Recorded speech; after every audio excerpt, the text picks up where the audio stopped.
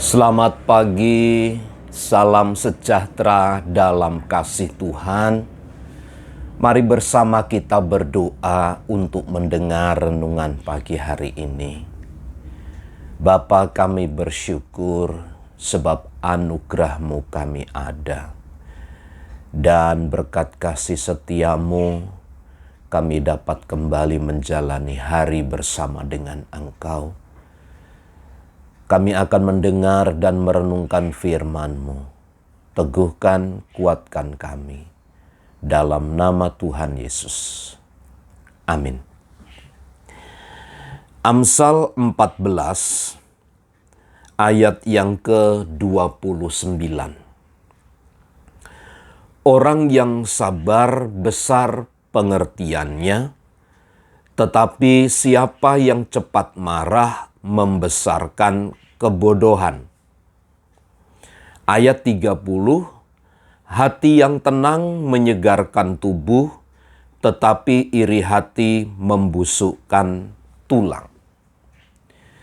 Setiap orang percaya, di mana ia mengabdi kepada satu kebenaran, yaitu kebenaran firman Allah, maka ada satu tuntutan yang harus tetap dikerjakan selain ia memiliki kesabaran, tapi juga harus memiliki hati yang tenang.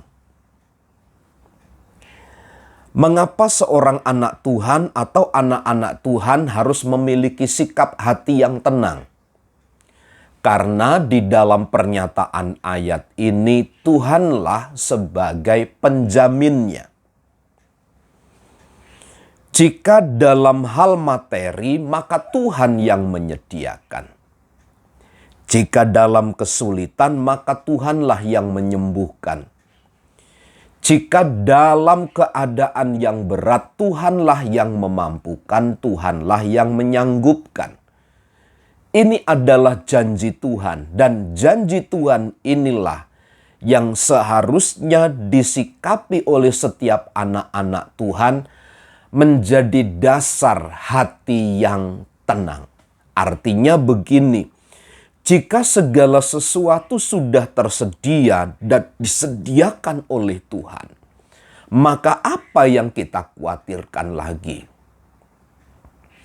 Itu sebabnya seharusnya setiap orang percaya, setiap anak-anak Tuhan, hatinya dijagai oleh sifat yang tenang.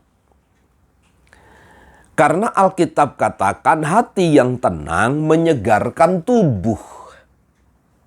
Hati yang tenang itu menyegarkan tubuh. Satu keyakinan atau satu pijakan di dalam Allah bahwa kebenaran itu membuat hati kita tenang, dan hati yang tenang itu menyegarkan tubuh kita. Tetapi iri hati membusukkan tulang. Nah, pernyataan ayat bagian pertama, hati yang tenang, itu dalam rangka melihat orang lain, lalu bagaimana cara kita memandang keberadaan orang lain, semisal tentang keberhasilan. Ada orang yang berhasil, orang yang bekerja, berusaha mencapai satu titik keberhasilan.